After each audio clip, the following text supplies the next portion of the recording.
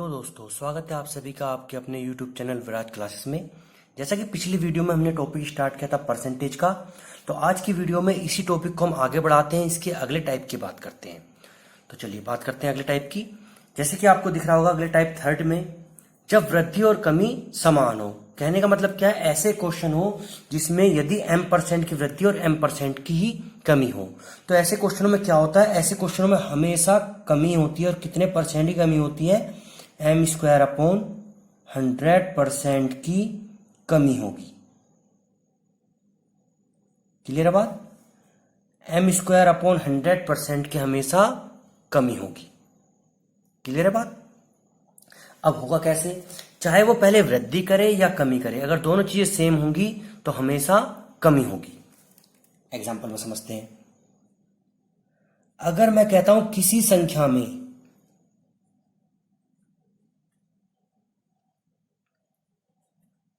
संख्या में 10% वृद्धि व 10% कमी करें, तो उस संख्या में डैश क्या होगा, वृद्धि होगी या कमी होगी। देखो 10% वृद्धि करी है और 10% कमी करी है, दोनों चीजें इक्वल है, तो यहां पर क्या होगा, हमेशा कमी होगी। कितने परसेंट कमी होगी हमने बताया, m²/100% की हमेशा कमी होगी। तो इसमें क्या होगा, 10² और 10² क्या होता है, 100/100। एक बार कटेगा तो 1% कमी होगी। क्लियर बात? अब ये 1% कमी क्यों होगी, यहां पर 10% पहले वृद्धि करी फिर 10% कमी करी। अगर हम इसको उल्टा कर दें, पहले 10% कमी फिर 10% वृद्धि, तब क्या होगा, हमेशा कमी ही होगी और m²/100% कमी होगी। ये ध्यान रखिएगा। अगर मैं 20% वृद्धि और 20% कमी करता तो 20 का स्क्वायर 400/100 यानी कि 4 बार करता तो 4% कमी आती। क्लियर बात? पहले वृद्धि हो या पहले कमी हो, उसका इफेक्ट कुछ नहीं पड़ेगा इस पर। किस तरीके से समझिए उस चीज को भी।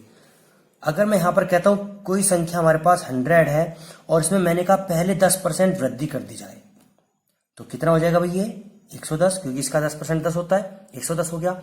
अब इसमें 10% आप कमी करिए, तो 110 का 10% 11 होगा, 11 की कमी करेंगे तो यहां पर आएगा 99। तो आपको क्या दिख रहा है यहां पर, इसमें आपको 100 का 99 हो गया, 1% कमी हो गई।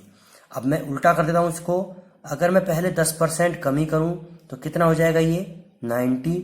और अब इसमें 10% वृद्धि करूं तो 90 का 10% होगा 9, तो ये हो जाएगा 99।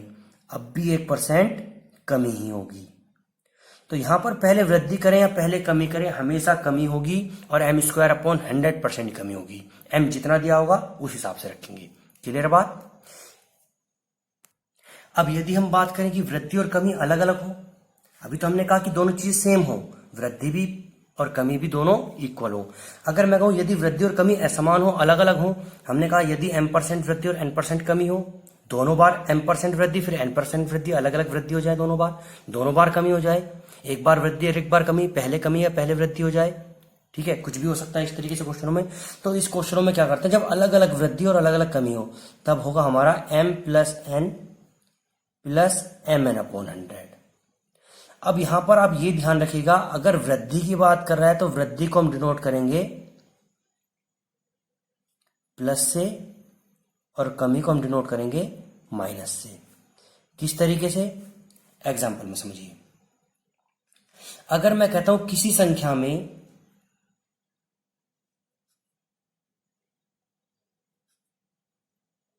पहले 10% वृद्धि करी और फिर 5% वृद्धि करी, मैंने दोनों को प्लस में लिख दिया, तो उस संख्या में कितने परसेंट वृद्धि होगी। तो कुछ नहीं करना, हमारे पास दोनों बार वृद्धि बोला है तो दोनों प्लस के लिखे हमने यहां पर, पहले 10 प्लस का फिर 5 प्लस का, और जब m गुणा n दोनों की गुणा होगी तो 10 पंजे 50, ये भी प्लस का ही आएगा बटे 100। तो 50 से कितनी बार कटेगा यहां पर, 0.5 बार। ठीक है, 100 से 50 कटेगा 0.5 बार, तो 10 और 5 15, तो कुल वृद्धि होगी यहां पर 15.5% की। प्लस का है तो क्या होगा, यहां पर वृद्धि होगी। क्लियर बात? अगर मैं दोनों बार कमी करता, सेम क्वेश्चन में मैंने कहा किसी संख्या में पहले 10% कमी कर दी गई, फिर उसके बाद 5% कमी कर दी गई, तब क्या होगा, तो उसके लिए क्या करेंगे, सेम फॉर्मूला, लेकिन कमी है तो कमी के लिए माइनस से डिनोट करते हैं, तो माइनस का 10, और फिर दोबारा भी कमी है तो फिर माइनस का 5, और जब दोनों ही गुणा करेंगे तो माइनस माइनस क्या हो जाएगा, प्लस के 50/100। अब ये 100 से 0.5 बार कटेगा, ये 10 माइनस का, ये 5 माइनस का, तो ये आपके हो गए माइनस के 15, और यहां पर आएगा प्लस के 0.5, तो बचेगा माइनस के, देखो माइनस के 15 में से माइनस का 0.5 गया और प्लस का 0.5 गया, तो क्या बचेगा, माइनस के 14.5, तो यानी कि माइनस का मतलब क्या होगा, 14% आपकी कमी हो जाएगी, 14.5% की कमी हो जाएगी। सेम ऐसे ही अगर मैं बात करूं यहां पर एक बार वृद्धि और एक बार कमी कर दें, मैंने कहा यहां पर 10% तो आपकी वृद्धि हुई है और 5% आपकी कमी हुई है, अलग अलग वृद्धि कमी होगी, एक बार प्लस एक बार माइनस। तब क्या करेंगे आप, यहां पर वृद्धि को प्लस से नोट करते, कमी को माइनस से हमने लिख रखा है, तो यही फॉर्मूला लगेगा यहां पर, वृद्धि 10 की 5 की कमी माइनस का 5। अब जब दोनों ही गुणा करेंगे 10 पंजे 50, लेकिन माइनस प्लस क्या होता है, माइनस के 50/100, फिर 0.5 बार, 10 प्लस के 5 माइनस के, तो यहां पर 5 प्लस के बचेंगे, और यहां पर माइनस का 0.5, तो यहां पर आपका बचेगा 4.5, वो भी प्लस का, तो इतने परसेंट की आपकी वृद्धि हो जाएगी। क्लियर है बात? तो चलिए इसके एग्जाम्पल करते हैं और क्लियर होगी यहां पर बात। चलिए क्वेश्चन की बात करते हैं, पहले क्वेश्चन की। पहले क्वेश्चन में कहा है, यदि जल कर में 20% वृद्धि होने पर पानी की खपत 20% कम कर दी जाए तो कुल कर में कितने % कमी अथवा वृद्धि होगी। तो ध्यान दीजिएगा, यहां पर 20% तो वृद्धि की है और 20% ही क्या की उसने, कमी। दोनों चीजें सेम है, तो जब वृद्धि और कमी दोनों सेम है तो क्या लगेगा, वही फॉर्मूला हमारा m²/100। तो यहां पर m कितना है, 20, तो 20 का स्क्वायर बटे 100, 20 का स्क्वायर कितना होता है आपका, 400/100, 2 जीरो से 2 जीरो कट जाएंगे, तो 4%। और हमने बताया था जब वृद्धि और कमी दोनों समान होती हैं तो हमेशा क्या होती है यहां पर, कमी, तो उसमें आएगा आंसर आपका 4% कमी। चलिए अगला क्वेश्चन देखते हैं।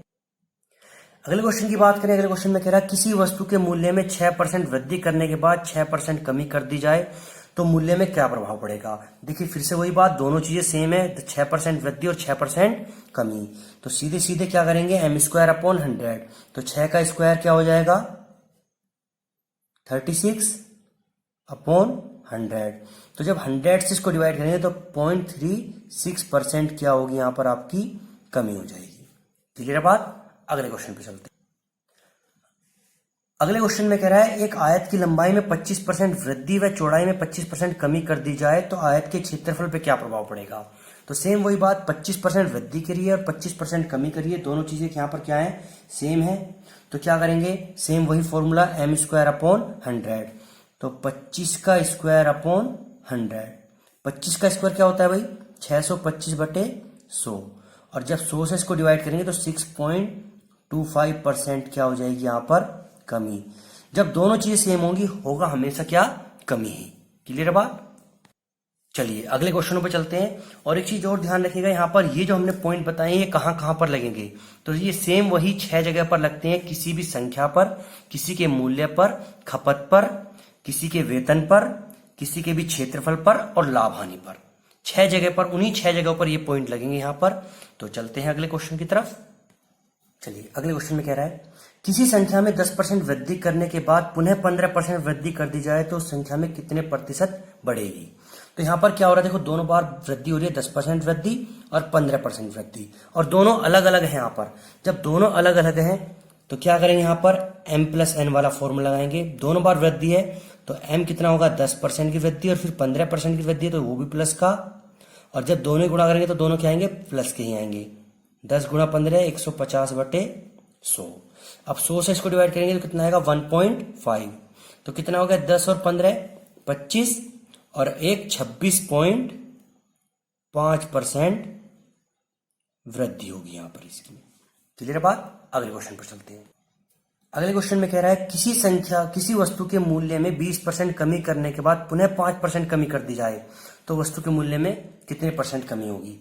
तो यहां पर दोनों बार कमी है, अलग अलग है, तो m+n वही फॉर्मूला लगाएंगे, लेकिन कमी है तो माइनस से डिनोट करेंगे, तो -20, और फिर 5% कमी करिए तो -5, और जब m गुणा n करेंगे, दोनों की गुणा करेंगे तो 20 पंजे 100, और माइनस माइनस प्लस हो जाएगा, 100/100, 100 से कटेगा एक बार, माइनस का 20 और माइनस का 5, तो माइनस के 25 हो गए और प्लस का 1, तो क्या बचेगा माइनस के 24। लिख देते हैं इसको, माइनस के 25 प्लस का 1, तो क्या बचेगा माइनस के 24, मतलब 24% अगर माइनस का है तो कमी होगी।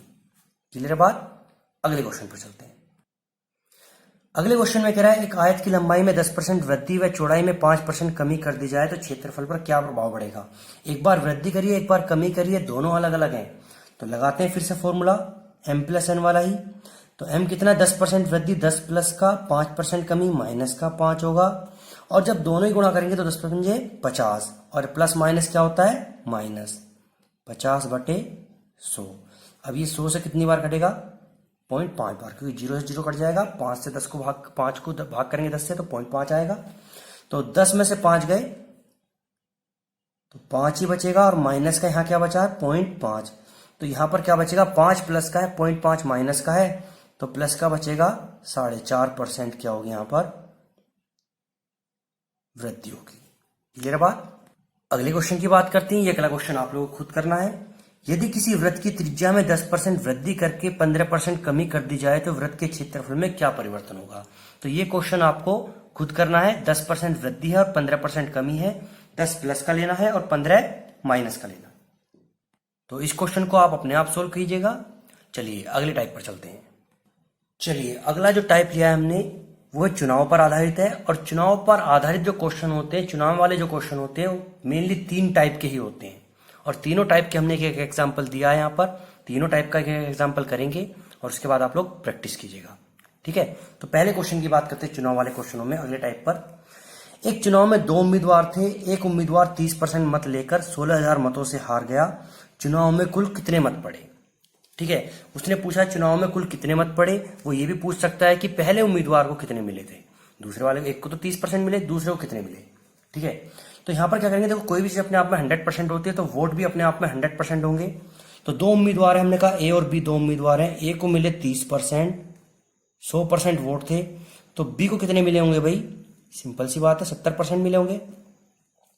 अब इसको 30 मिले, इसको 70 मिले, कितने से हार गया, 40% से। कुछ नहीं करना, बहुत सिंपल क्वेश्चन है। और ऊपर कितने से हार गया वो, 16,000 से। तो 40% बराबर 16,000, तो 40 से कितनी बार कटेगा यहां पर, ये 1 बराबर 400 के। अगर वो पहले वाले 30% वाले का ए का पूछता तो 30 से गुणा कर देते, दूसरे वाले का पूछता 70 से गुणा कर देते। उसने पूछा है कुल कितने मत पड़े, तो कुल तो 100% पड़े होंगे, तो गुणा 100 कर देंगे, आंसर आएगा आपका 40,000 मत पड़े यहां पर। क्लियर बात। तो पहला टाइप का क्वेश्चन इस टाइप से होता है, सिंपल सा क्वेश्चन होता है। अगले टाइप पर चलते हैं। चलिए अगले टाइप पर ध्यान दीजिएगा। यहां पर एक चुनाव में 2 उम्मीदवार थे, इसमें कुल 7500 मत पड़े। इन मतों में से 20% मतों को अवैध माना गया। यदि एक उम्मीदवार को वैध मतों का 55% मिला तो दूसरे उम्मीदवार को कितने वैध मत मिले। क्लियर बात। तो कुछ नहीं करना यहां पर। सबसे पहली बात, टोटल कितने आपको दिए यहां पर, 7500 वोट दिए हैं। इसमें से 20% मतों का वैध घोषित कर दिया, तो इसमें से 20% हटा दीजिए। तो इसका सबसे पहले देखो 10% क्या होता है 750, और 20% क्या हो जाएगा इसका 1500। तो यहां से 1500 मत जब हटेंगे तो माइनस करेंगे यहां से 1500, तो कितने बचेंगे यहां पर 6000। तो टोटल वोट है कितने 6000। अब उसने कहा एक को मिले हैं 55% वैध मत, तो भाई दूसरे को कितने मिले होंगे, आपको यहां पर पता होगा कि ए को 55% मिले हैं, तो बी को कितने मिले होंगे 45%।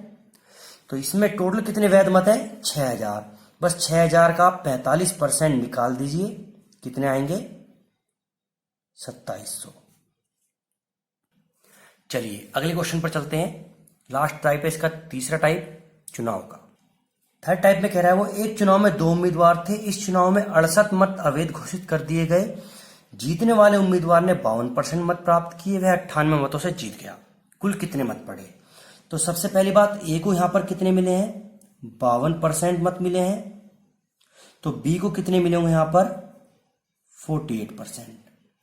अब यहां पर कितने परसेंट से जीता भाई वो 4% से, और ऊपर कितने से बोल रहा है 98 मतों से।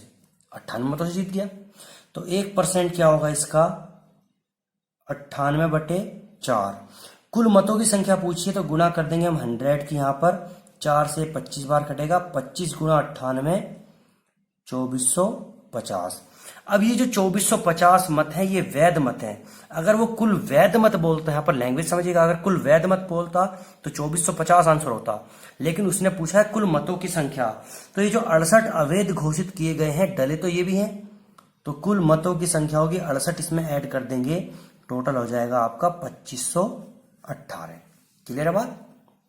चलिए, तो यहां पर चुनाव वाले क्वेश्चनों में हमने 3 अलग अलग एग्जाम्पल लिए। इन 3 ही टाइप के एग्जाम में क्वेश्चन आते हैं। चुनाव के अगर क्वेश्चन आएंगे, पहला टाइप इस टाइप का आएगा जिसमें सिंपल दो उम्मीदवार होंगे, एक उम्मीदवार के मत दिए होंगे, हार या जीत का वोट दिया होगा, दूसरे वाले का या टोटल पूछेगा वो। दूसरे वाले में टोटल दिया होगा और उसमें से कुछ अवैध मत हटाने होंगे हमें, जैसे 20% अवैध मत थे वो हटा दिए, बचे हुए में से पूछेगा किसका कितना मिला। और तीसरा वाला क्या था, उसमें अवैध मत देगा, जैसे 68 वोट अवैध थे, जीतने वाले का और हारने वाले का देगा, सेम वही तरीका होगा। इनकी प्रैक्टिस कीजिएगा आप। आपके पास जो भी बुक हो उस बुक में से इस टाइप के क्वेश्चनों की प्रैक्टिस कीजिएगा। Thank you.